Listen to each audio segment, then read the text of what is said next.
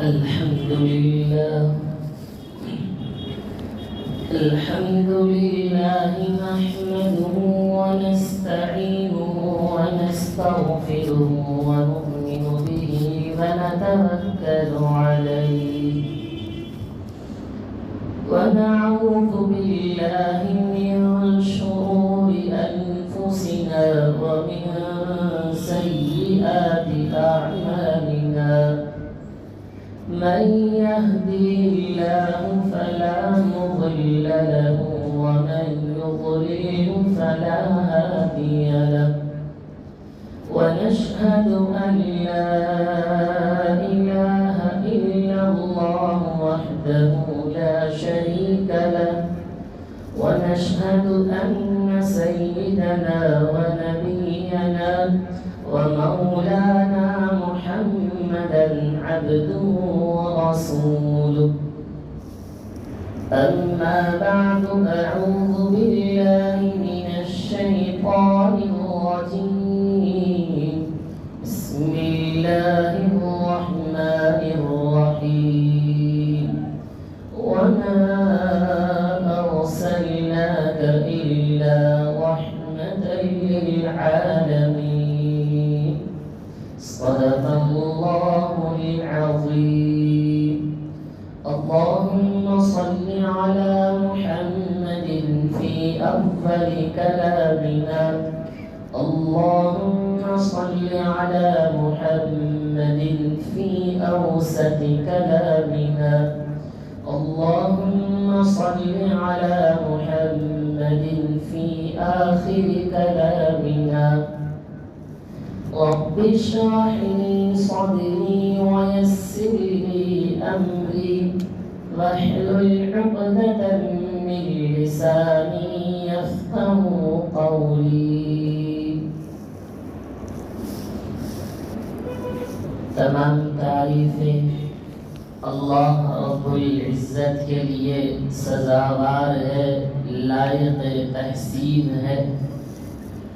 وہی واحد ہے، وہی اول ہے، وہی آخر ہے، وہی ظاہر ہے، وہی باطن ہے، وہی تمام چیزوں پر قدرت رکھنے والا ہے۔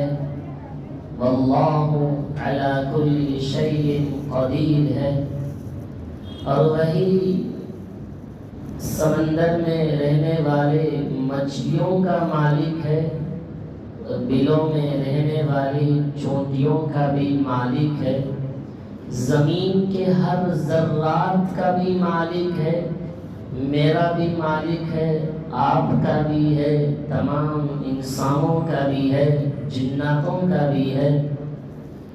درود و سلام نازل ہو میرے اور آپ کے آقا تاجدار مدینہ احمد مجتبی محمد مصطفیٰ سرور کونین حضرت محمد صلی اللہ علیہ وسلم کے ذات بابرکت کے لیے کہ جس نے مجھے اور آپ کو اس دنیا میں بسنے والے ہر انسان کو اور جو ظلمت سے بھٹکے ہوئے لوگوں کو ہدایت کی جانب لے آیا، اسی کے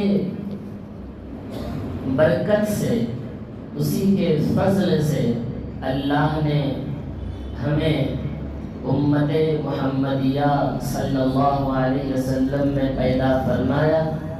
اسی کے فضل سے اللہ نے ہمیں قرآن مجید کو نازل کیا، اور اسی کے فضل سے اللہ نے ہم سب کو نماز جیسی ایک عظیم تحفہ عطا فرمایا۔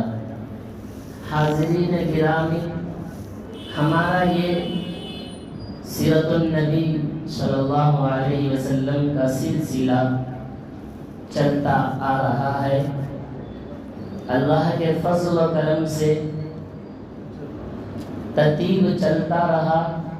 پچھلے جمعہ ہم یہاں تک سنے تھے کہ نبی پاک صلی اللہ علیہ وسلم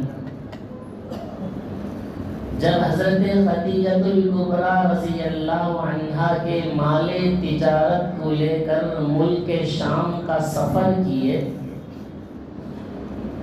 ملک شام کے سفر سے واپس ہو رہے ہیں، حضرت خدیجہ کے غلام میسرہ جو اللہ کے حبیب صلی اللہ علیہ وسلم کے ساتھ تھے، سفر کے تمام حالات کو حضرت خدیجہ کے پاس لا کر سناتے ہیں، اور اللہ کے نبی صلی اللہ علیہ وسلم دوپہر کے وقت میں تجارت کے تمام کاموں کو مکمل کر کے مکہ المکرمہ داخل ہو رہے ہیں۔ اس وقت میں دوپہر کا وقت تھا، دھوپ زیادہ تھی، اس وقت میں اللہ کے حبیب صلی اللہ علیہ وسلم کو دھوپ سے سایہ کرنے کے لیے اللہ نے دو فرشتوں کو اللہ کے حبیب کے ساتھ لگا دیا گیا کہ دونوں اللہ کے حبیب کے سر پر دھوپ سے سایہ کیے ہوئے۔ حضرت خدیجہ اپنے گھر کی بالا خانے میں بیٹھ کر اللہ کے حبیب کو آنے کو دیکھ رہی ہیں، مسکرا رہی ہیں۔ وہ خوبصورت سا چہرہ اور مسکراتا ہوا چہرہ، ساتھ میں فرشتے ان کو سایہ کر کیے ہوئے ہیں، ایسا لگتا ہے حضرت خدیجہ اپنی سہیلیوں سے کہتی ہیں کہ آپ بھی دیکھ لو کیسا منظر ہے۔ ان کی سہیلیوں نے بھی دیکھا، دیکھ کر تعجب کرنے لگی، آج تک ہم نے ایسا سایہ کرنے والے انسان کو ہم نے دیکھا نہیں، اور ایسا خوبصورت انسان اور ایسا مسکراتا ہوا انسان اور باحیا با کردار انسان کو آج تک ہم نے دیکھا نہیں ہے۔ گویا کہ آج کے ہمارے زمان میں یہ کہیں، اللہ کے نبی صلی اللہ علیہ وسلم کو آتے ہوئے دیکھ کر حضرت خدیجہ کے دل میں اللہ کے نبی سے عشق ہو گیا۔ لفظ سے تعبیر کرنا کوئی غلط بات نہیں ہوگی، کیونکہ اللہ کے نبی صلی اللہ علیہ وسلم کی خوبصورتی بھی ایسی تھی کہ ہر کوئی ان پر فدا ہو جاتا تھا۔ ان کی خوبصورتی، ان کے اخلاق سے ہر کوئی فدا ہے۔ اللہ کے نبی آئے اور اپنا تجارت کا مال حضرت خدیجہ کے حوالے کر دیے، اور حضرت خدیجہ بولی تھی کہ میں آپ کو تجارت میں نفع ہونے کے بعد میں آپ کو اس کے دگنا معاوضہ دوں گی۔ حضرت خدیجہ کہتی ہیں میں اس سے پہلے تجارت کی ہوں، مجھے آج تک تجارت میں جتنا نفع آج ہوا ہے اتنا کبھی بھی مجھے اتنا نفع نہیں ہوا ہے۔ اللہ کے نبی صلی اللہ علیہ وسلم سے وعدہ کیے کے مطابق دگنا معاوضہ عطا کرتی ہیں۔ الغرض اللہ کے نبی معاوضہ لے کر نکل گئے، اور حضرت میسرہ اللہ کے حضرت خدیجہ کے پاس جا کر کہتے ہیں میں نے سفر میں تھا، اللہ کے نبی کے اخلاق بڑے اچھے تھے، تجارت کرتے تھے تو تجارت کے درمیان میں اللہ کے نبی کسی سے جھگڑا نہیں کرتے تھے۔ جب اللہ کے نبی تجارت کرتے تھے کبھی کسی کو وعدہ خلافی اور دھوکہ نہیں دیا کرتے تھے۔ یہ اللہ کے نبی صلی اللہ علیہ وسلم کا مشغلہ معمول تھا۔ اللہ کے نبی صلی اللہ علیہ وسلم جب تجارت کیا کرتے تھے تو ایک آدمی نے آ کر کہا اے محمد آپ لات و عزا جو بتوں کے نام ہے ان پر قسم کھاؤ۔ اللہ کے نبی نے کہا میں کبھی لات و عزا یعنی بتوں کی قسم کبھی نہیں کھاؤں گا۔ اللہ کے نبی صلی اللہ علیہ وسلم نے کہا یہ عادت، اللہ کے نبی امانت دار تھے، صادق و سچے تھے، زبان سے ذرہ برابری دھوکہ دہی کا مسئلہ اللہ کے نبی کے ذات اطہر سے کبھی بھی ہوا نہیں۔ حضرت خدیجہ کے دل میں اللہ کے نبی صلی اللہ علیہ وسلم سے نکاح کرنے کی تمنا پیدا ہو گئی۔ کس بنیاد پر؟ اخلاق کی بنیاد پر، امانت دار ہونے کی بنیاد پر، صادق یعنی سچے ہونے کی بنیاد پر، اللہ کے نبی کی تجارت پر امانت امین ہونے کی بنیاد پر نکاح کرنے کی تمنا اور خواہش ہو گئی۔ حضرت خدیجہ نے اپنی سہیلی جن کا نام ہے نفیسہ، ان سے اللہ کے نبی سے نکاح کا پیغام بھیج دیا۔ حضرت نفیسہ گئیں، اللہ کے نبی سے نکاح کا پیغام حضرت خدیجہ کا لا کر سناتے ہیں۔ نبی پاک صلی اللہ علیہ وسلم اس پیغام کو سن کر اپنے چچا ابو طالب سے درخواست کرتے ہیں کہ نکاح کا پیغام آیا ہے حضرت خدیجہ کی طرف سے۔ ابو طالب اپنے چچا سوچنے میں لگ گئے یہ نکاح ہوگا کیسا، کیونکہ دونوں کی عمروں میں بہت زمین آسمان کا فرق ہے، نکاح کریں گے تو کیسے کریں گے، مزاج میں بھی بڑا تبدیل فرق ہے، کیسے ہوگا۔ بالآخر انہوں نے ابو طالب اور حضرت جعفر یہ دونوں حضرت خدیجہ کے یہاں نکاح کے بارے میں بات چیت کے لیے جاتے ہیں۔ اس وقت میں حضرت خدیجہ کے والد کا انتقال ہو چکا تھا۔ نکاح کی بات چیت کے لیے جاتے ہیں، جا کر نکاح کی بات چیت مکمل ہو گئی اور لین دین کا مسئلہ بھی طے ہو گیا۔ بعد میں اللہ کے نبی صلی اللہ علیہ وسلم کا نکاح پڑھانے والے خود اپنے چچا ابو طالب ہیں جو ان کا نکاح پڑھایا۔ نکاح پڑھانے کے بعد پوری مجمع سے ابو طالب خطاب کرتے ہیں، اے لوگوں کیا تم جانتے ہو کہ میں نے میرے بھتیجے کی شادی نکاح حضرت خدیجہ سے کیا ہے۔ اس آدمی کے تعلق سے، اس بچے کے تعلق سے خود قرآن اس کو احمد کہتا ہے، تورات اور انجیل میں اس بچے کی بشارت اور خوشخبری موجود ہے، اور اس بچہ جہاں جاتا ہے وہاں چھا جاتا ہے، ہر جگہ لوگ اس کی تعظیم اور اکرام کرتے ہیں، اور جب پیدا ہوا آسمان سے اس بچے کا نام محمد رکھا گیا ہے۔ اللہ کے نبی کی تعریف کرنے والے کون ہیں؟ اپنے چچا ابو طالب، حالانکہ وہ ابھی ایمان نہیں لائے تھے۔ الحمدللہ نکاح ختم۔ اللہ کے نبی صلی اللہ علیہ وسلم نے نکاح میں کتنا مہر دیا؟ 12.5 اوقیہ۔ ایک اوقیہ آتا ہے 40 درہم کا، اس اعتبار سے 500 درہم اللہ کے نبی نے نکاح میں مہر کے لیے حضرت خدیجہ کو دیا تھا۔ اس وقت میں اللہ کے حبیب کی عمر مبارک 25 اور حضرت خدیجہ کی عمر 40 سال کی تھی۔ الحمدللہ یہ نکاح طے ہوا۔ جب نبی پاک صلی اللہ علیہ وسلم کی عمر مبارک 35 سال کی ہوئی تو اس وقت میں مکہ میں ایک عظیم واقعہ پیش آیا۔ وہ یہ واقعہ رہا کہ کعبۃ اللہ کو بنانا تھا۔ کعبۃ اللہ کو بنانے کا ایک مسئلہ پیش آیا، کیونکہ کعبۃ اللہ جو ہے آج ہم جو دیکھ رہے ہیں کعبۃ اللہ، وہ اس وقت کے زمانے کے کعبۃ اللہ نہیں تھا۔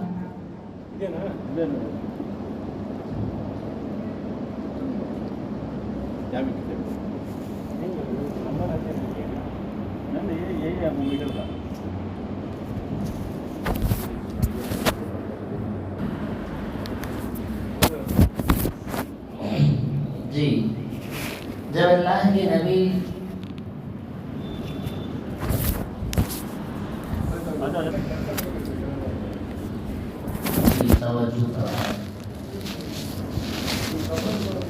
جب نبی پاک صلی اللہ علیہ وسلم کی عمر مبارک 35 سال کی ہوئی تو مکہ المکرمہ میں ایک بہت بڑا واقعہ پیش آیا۔ وہ یہ تھا کہ کعبۃ اللہ کو بنانا۔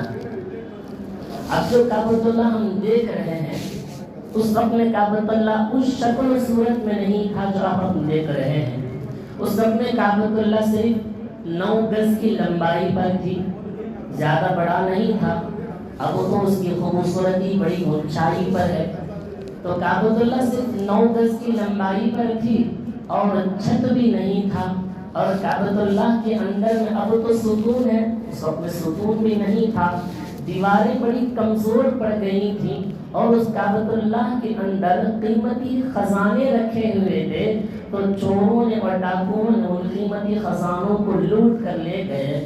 درمیان میں ایک ایسا سیلاب آیا جس کی وجہ سے کعبۃ اللہ کی پورے دیواروں پر پھٹن تڑک پیدا ہو گیا۔ تو قریش نے یہ سوچا کہ کعبۃ اللہ کو بنانا ہے۔ بنانے کے لیے تمام قبیلے والے اکٹھا جمع ہو گئے اور سوچنے لگے کہ کعبۃ اللہ کو بنوانا ہے۔ اور بنانے کے لیے کام کرنا ہے اس کو ایک اندازے سے طے کر لیا گیا۔ فرماتے ہیں کہ اب بنانے کے لیے تمام قبیلے والے جمع ہیں، ہر ایک قبیلے والے کو الگ الگ دیواریں منتخب کر لیے۔ آپ شمال کی طرف کی دیواریں بنا لیں، آپ دائیں جانب کی، آپ ادھر کی دیواریں، آپ سامنے اور آزو بازو کی دیواریں جمع کر لیں، مگر یاد رکھنا کعبۃ اللہ کو بنانے میں حلال مال کا استعمال کرنا۔ قریش کے درمیان میں آپس میں مشورہ ہو رہا ہے کہ کہتے ہیں کہ کوئی چوری کا مال، زنا کا مال، ڈاکوؤں کا مال، کوئی ناجائز مال کعبۃ اللہ کو بنانے میں ہرگز صرف نہیں کریں گے۔ کعبۃ اللہ کو بنانا ہے تو صرف حلال مال سے بنائیں گے۔ مال اکٹھا کیا گیا اور کعبۃ اللہ کو بنانے میں لگ گئے۔ الحمدللہ کعبۃ اللہ بنا۔ ایک بات درمیان میں ایک دیوار، ایک چھوٹی سی جگہ رک گئی تھی، اس کو بنا نہیں پائے کیونکہ اتنا پیسہ نہیں تھا، اس وقت میں 10 سالی کا دور تھا۔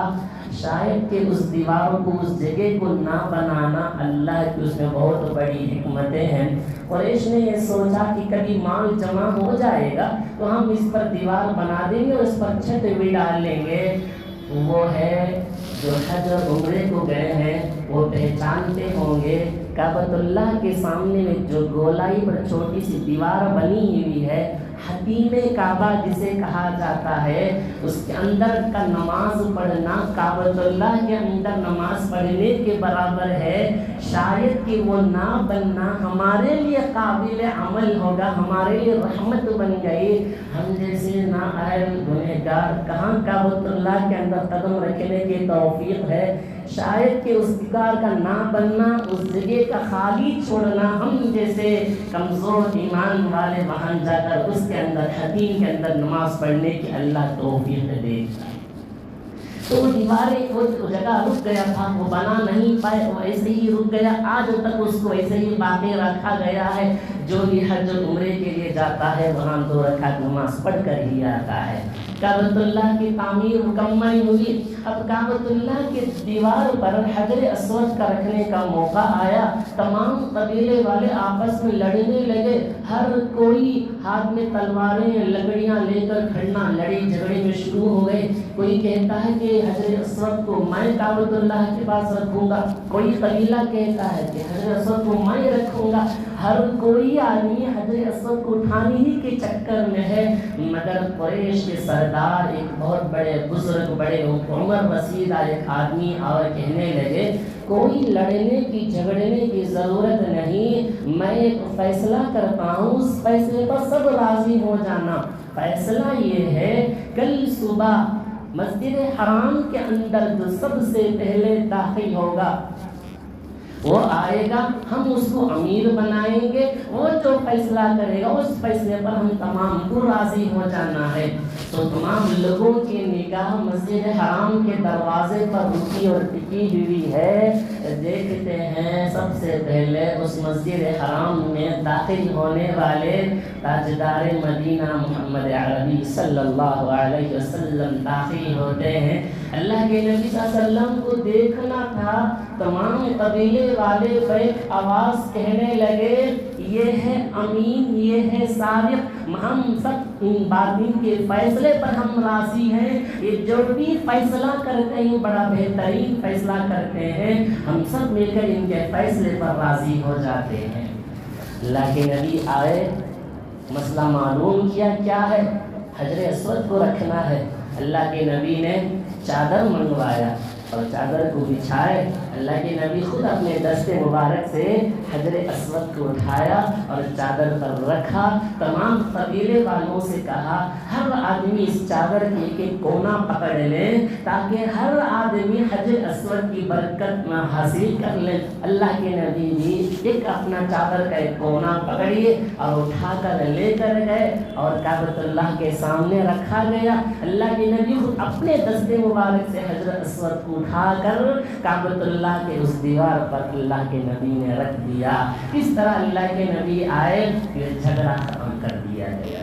یہ ہے اللہ کے نبی کی امانت داری، ان کے فیصلے پر ہر کوئی راضی ہو جاتا تھا۔ اگر حاضرین گرامی تاریخ کی کتابوں میں ہے کہ کعبۃ اللہ کو کب کون کون نے بنایا۔ ایک کتابوں میں، تاریخ کی کتابوں میں یہ لکھا گیا ہے کہ کعبۃ اللہ کو بنانے میں سب سے پہلے جس نے بنایا ہے وہ ہے فرشتوں کی جماعت نے۔ بیت المعمور سے جہاں فرشتے طواف کرتے ہیں اس کے درمیان، اس کے بیچ سیدھا کعبۃ اللہ ہے، تو سب سے پہلے بنانے میں فرشتوں کا ہاتھ۔ پھر اس کے بعد کعبۃ اللہ کو بنایا گیا حضرت آدم علیہ نبینا وعلیہ الصلوۃ والسلام۔ حضرت جبرائیل کے ذریعے سے اللہ نے حکم بھیجا کہ آدم سے کہو کہ کعبۃ اللہ کو بنائیں۔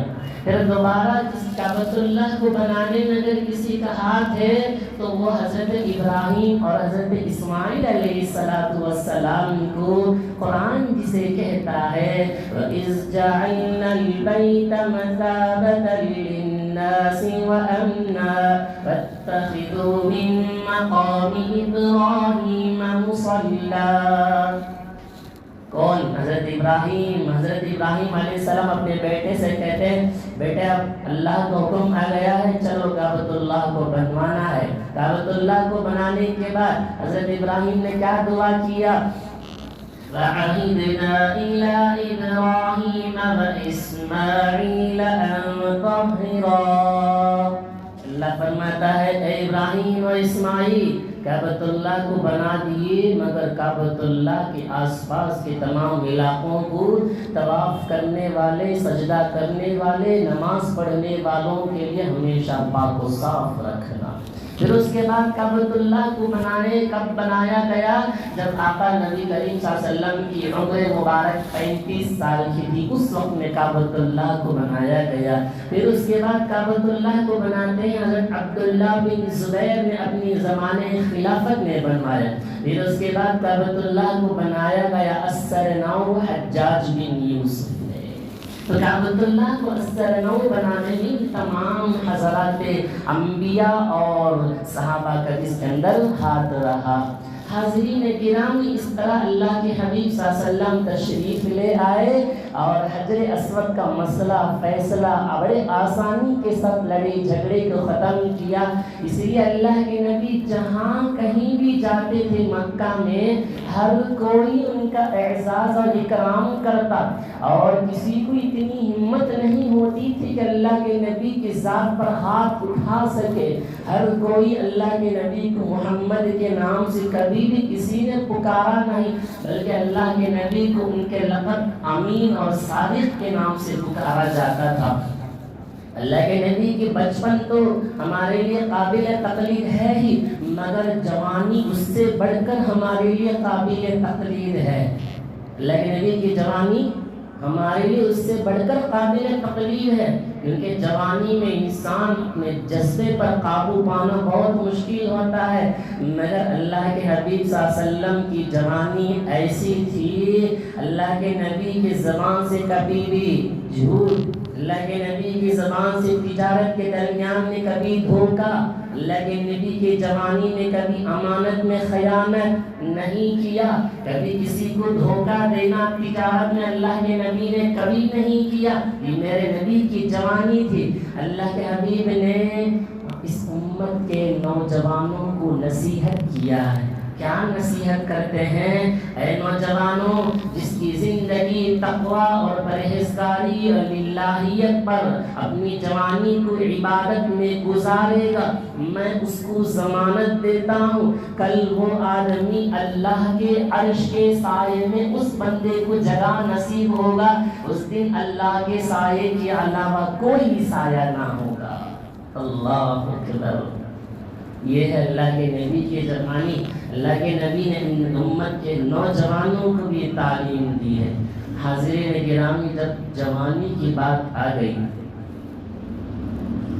چلیے سنتے ہیں آج ہمارے درمیان میں جسے ہم جانتے ہیں سب سے بڑے بزرگ، جن کے جوانی کے عالم عبادت کا کیا عالم تھا، ان کے اخلاق کیسے تھے، ان کی عبادت کیسی تھی، اللہ کے نبی سے ان کا کیا تعلق تھا، چلے سنتے ہیں۔ کون کون ان کو نہیں جانتا ہے؟ ہر فرد ان کو جانتا ہو، کہتے ہیں وہ خواجہ غریب نواز کو نہیں جانتا، جن کا اصل نام معلوم ہے، جن کا اصل نام معلوم ہے نہیں، خواجہ غریب نواز کا اصل نام کسی کو معلوم ہے؟ حضرت معین الدین چشتی رحمت اللہ علیہ لقب تھا غریب نواز، ایک اور لقب بھی ان کو رکھا گیا سلطان الہند۔ سلطان الہند کا لقب یہ ملا کہ وہ ہندوستان کے بادشاہ تھے۔ سلطان الہند کا لقب اس لیے ملا، نبی پاک صلی اللہ علیہ وسلم جب حضرت معین الدین چشتی رحمت اللہ علیہ حج کے موقع پر جب حج گئے، مدینہ المنورہ گئے تو مدینہ میں ٹھہرے رہے تو غیب سے نبی پاک صلی اللہ علیہ وسلم کی آواز آنے لگی، اے معین الدین ہندوستان کا رخ کر لینا، کیونکہ وہاں ظلم و شدت بہت زیادہ حد سے بڑھ گیا ہے، تم وہاں جا کر میرے دین کا معین بن جانا۔ معین کا مطلب ہے مددگار، میرے دین کا معین بن جانا۔ اور بھی آپ جانتے ہیں حضرت معین الدین چشتی کے والد کا نام ہے غیاث الدین، دونوں کا نام الگ ہے مگر معنی ایک ہے، مدد کرنے والے۔ کیا آپ جانتے ہیں معین الدین چشتی رحمت اللہ علیہ کا سلسلہ نسب کہاں تک جا کر کس سے ملتا ہے؟ تقریباً 14 یا 15 واسطوں سے حضرت علی رضی اللہ عنہ سے ملتا ہے، حضرت علی سے اللہ کے نبی سے ملتا ہے، کم واسطوں سے وہاں تک جا کر ملتا ہے۔ ان کی زندگی کی حالت بتاؤں، سنو تاکہ عمل کی نیت سے سن لیں کہ جوانی ہماری کیسی گزرنی چاہیے، نبی پاک صلی اللہ علیہ وسلم کی جوانی کیسی تھی۔ کتابوں میں، تاریخ کے کتابوں میں ان کے بارے میں لکھا گیا ہے، سلطان الہند اس لیے لقب ملا، ان کے ہاتھوں سے اتنے لوگوں نے اسلام قبول کیا ہے۔ آپ سوچیں کیا 900 یا 9000 نہیں، تاریخ کے کتابوں میں حوالے کے ساتھ اس بات کو نقل کیا گیا ہے، 90 لاکھ لوگوں نے اسلام قبول کیا، کم تعداد نہیں، 90 لاکھ لوگوں نے ان کے ہاتھ پر اسلام قبول کیا۔ سنتے ہیں ایک مرتبہ حضرت معین الدین چشتی رحمت اللہ علیہ لقب خواجہ غریب نواز، غریب نواز کا لقب اس لیے ملا، نواز کا معنی ہے عطا کرنے والا، غریب کے معنی ہے غریب، غریب کو خوب عطا کرنے والے ہیں۔ ان کے مرید سب سے پہلے خاص الاخص ان کے جو مرید ہیں خواجہ قطب الدین بختار کاکی رحمت اللہ علیہ، ان کے قریب شاگرد ہیں۔ کہتے ہیں حضرت اتنا اپنے خانقاہ میں لوگوں کو اتنا کھانا کھلایا کرتے تھے کہ شام اور رات ہو جاتا تھا، مہمانوں کی آمد آنا جانا ہوتا تھا، کبھی کھانا ختم نہیں ہوتا تھا۔ خود حضرت خواجہ معین الدین چشتی رحمت اللہ کی حالت یہ تھی کہ رات میں بنی ہوئی سوکھی روٹی پانی میں بھگو کر، ایک روٹی پانی میں بھگو کر اسی سے اپنی زندگی اپنی رات کٹا دیتے تھے، رات میں چند وقت اپنے گھر میں گزارا کرتے تھے، بقیہ پورا وقت فجر تک صرف اللہ کی عبادت میں مشغول رہنا ان کا مشغلہ تھا۔ اور کبھی کبھی ان کے مریدوں نے کہا حضرت کی اتنی عادت شریفہ تھی، کبھی کبھی وقت میں اتنا برکت تھا، ایک دن میں 2 قرآن مجید کو ختم کر دیا کرتے تھے، ایک دن میں 2 قرآن مجید ختم کرنے کا مشغلہ تھا۔ ان کے مریدوں نے کہا خواجہ قطب الدین اور خواجہ ابو اللیث، یہ دونوں بڑے پائے کے عالم اور بزرگ گزرے ہیں، کہتے ہیں کہ ہم نے کبھی بھی حضرت کو سوتے ہوئے نہیں دیکھا ہے، کم کھاتے ہوئے دیکھا ہے، کم سوتے ہوئے دیکھا ہے، ہم نے زیادہ تر ان کو عبادت میں نماز پڑھتے ہوئے ہی دیکھا ہے۔ ایک مرتبہ کا واقعہ ہے، بڑا ہی سنت سے، اللہ کے حبیب سے اتنی محبت اتنی لگاؤ تھی ان کی، تو خواجہ معین الدین چشتی رحمت اللہ علیہ نے 3 دن 3 رات تک نہ کھایا اور نہ پیا، اسی حالت میں بسے رہے۔ خواجہ ابو اللیث آتے ہیں، حضرت کے پاس کہا حضرت آپ نے 3 دن رات تک کچھ بھی کھایا نہیں، ایک گلاس پانی تک کچھ کھانے کے لیے آپ نہیں رہے، اتنا پریشانی کے عالم میں آپ کیسے گزر رہے ہیں، بات کیا ہے؟ آپ کے چہرے پر وہ پریشانیاں ابھی تک جھلک رہی ہیں۔ کہنے لگے ایک رات میں وضو کر رہا تھا، ایک رات میں وضو کر رہا تھا، وضو کرتے کرتے میں انگلیوں کا خلال کرنا بھول گیا۔ انگلیوں کا خلال کرنا سنت یا مستحب ہے، بغیر انگلیوں کا خلال کیے بھی وضو ہو جاتا ہے، بس مجھے انگلیوں کا خلال کرنا میں بھول گیا تھا۔ مجھے سنت سے اتنی لگاؤ تھی، مجھے میرے حبیب پاک صلی اللہ علیہ وسلم سے اتنی محبت تھی، وضو میں خلال کے چھوٹ جانے سے غیب سے آواز آئی، وہ آواز کسی اور کی نہیں تھی، اللہ کے حبیب صلی اللہ علیہ وسلم کی تھی۔ کہنے لگے اے معین الدین تم مجھ سے محبت کرتے ہو اور میری سنت کو چھوڑتے ہو، تم مجھ سے محبت کرتے ہو اور میری سنت کو چھوڑتے ہو، تو اس دن سے آج تک نہ میں کھایا ہوں نہ پیا ہوں، میں اس وقت تک نہ کھاؤں گا نہ پیوں گا جب تک کہ میرے آقا مجھ سے راضی نہ ہو جائے، جب تک کہ میرے آقا مجھ سے راضی نہ ہو جائے۔ یہ بتا ہی رہے تھے خواجہ ابواللیث سے اپنی خانقاہ میں، اتنے سے غیب سے آواز آئی اے معین الدین میں تجھ سے راضی ہو گیا، اے معین الدین میں تجھ سے راضی ہو گیا، اب تو کھانا کھا لیجئے۔ اللہ اکبر، جس کے عبادت کے لیے، جس کے حکم سے اپنے شہر اصفہان کے رہنے والے تھے خواجہ حضرت معین الدین چشتی رحمۃ اللہ علیہ، وہاں سے ہجرت کر کے اللہ کے نبی کے حکم سے اجمیر شریف کو تشریف لائے تھے۔ ایک مرتبہ اجمیر کو تشریف لا ہی رہے تھے، درمیان میں شہاب الدین غوری سے ملاقات ہوئی، وہ بڑے بادشاہ بھی تھے، یہاں آ کر لوگوں سے اسلام کے خلاف جتنے بھی لوگ کھڑے رہے ان سے اسلام کے تعلق سے، اسلام کو، دین کو آگے بڑھانے کے لیے بڑی محنت اور جد و جہد انہوں نے کی۔ تو راستے میں حضرت خواجہ معین الدین چشتی رحمۃ اللہ علیہ سے ملاقات ہوئی، کہنے لگے کہاں کا ارادہ ہے معین الدین؟ انہوں نے کہا کہ ہندوستان کا ارادہ ہے۔ اچھا ہندوستان کا ارادہ ہے، کیا بات ہے؟ کیونکہ ہندوستان میں حالات اچھے نہیں ہیں، مسلمان بالکل کم ہیں، ان کے اخلاق بگڑے ہوئے ہیں۔ خواجہ معین الدین چشتی رحمۃ اللہ علیہ نے کہا وہاں کہاں جا رہے ہو؟ اب انہوں نے کہا شہاب الدین آپ تو انسانوں کے جسموں کو فتح کرنے کے لیے گئے تھے، ہم انسانوں کے روح کو فتح کرنے کے لیے جا رہے ہیں، انسانوں کے جسم کو، انسانوں کے دلوں کو فتح کرنے کے لیے جا رہا ہوں۔ ایک مرتبہ کا واقعہ ان کے اخلاق کا، میرے نبی کے اخلاق کے واقعات تو آپ سنے ہیں، ہم جس سے محبت کرتے ہیں وہ ولی اللہ ہے، ولی اللہ اللہ کا دوست ہوتا ہے۔ ہم ان کے حالات کو سن کر اگر ہماری زندگی میں ایسی کمی اور کوتاہی ہے، ہمارے اخلاق بھی ایسے بگڑے ہوئے ہیں، تو یہ بات یاد رکھ لینا۔ سنیں کیا کہتے ہیں، ایک مرتبہ ان کے اخلاق کا ایک واقعہ، حضرت معین الدین چشتی رحمۃ اللہ علیہ کے پاس لوگ بہت سارے آیا جایا کرتے تھے، تحفے تحائف لا کر دیا کرتے تھے۔ خواجہ معین الدین چشتی رحمۃ اللہ علیہ کی عادت مبارکہ ہے، تمام تحفے کو لے کر ایک کمرے میں جمع کر دیتے، ہفتے میں ایک دن طے تھا، اس خزانے میں سے تحفے کو نکالتے، لوگوں کو کہتے اس تحفے میں سے جو پسند چاہے لے کر جاؤ۔ ایک آدمی بڑا ہی اللہ معین الدین چشتی رحمۃ اللہ علیہ سے بد اخلاقی سے پیش آنے لگا، وہ یہ ہے ایک بیگ کے اندر مٹی بھر کر تالا میں اسے باندھ کر لا کر خواجہ معین الدین چشتی رحمۃ اللہ علیہ کے پاس دے دیا، اور حضرت معمول کے مطابق لیے اور تحفے والے کمرے میں اس کو رکھوا دیا۔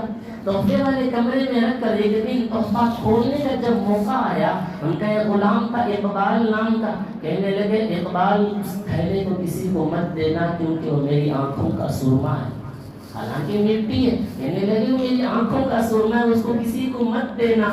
اس وجہ سے کوئی اس کو لے کر نہیں گیا، اگر کوئی لے کر جاتا کھولتا دیکھے تو مٹی ہوتی، اور مٹی سے کون مٹی لا کر دیا ہے اس کی تحقیقات ہوتی، بعد میں اس آدمی کی سب کے سامنے شرمندگی ہوتی۔ خواجہ معین الدین چشتی رحمۃ اللہ علیہ اس مٹی کو چھپا کر اس لیے رکھا کہ تاکہ اس بندے کی شرمندگی کسی کے سامنے نہ ہو، حالانکہ معلوم تھا مٹی ہے۔ یہ تھے اخلاق، یہ ولی اللہ تھے، ان کی پوری زندگی صرف عبادت میں گزر جایا کرتی تھی، ذرا برابر میں کسی کی کوئی فکر نہیں ہوا کرتی، صرف اللہ اللہ ہی کا ان کا دھن رہتا تھا، نبی کی محبت میں ان کی دھن اپنی پوری زندگی اسی میں کاٹتی تھی۔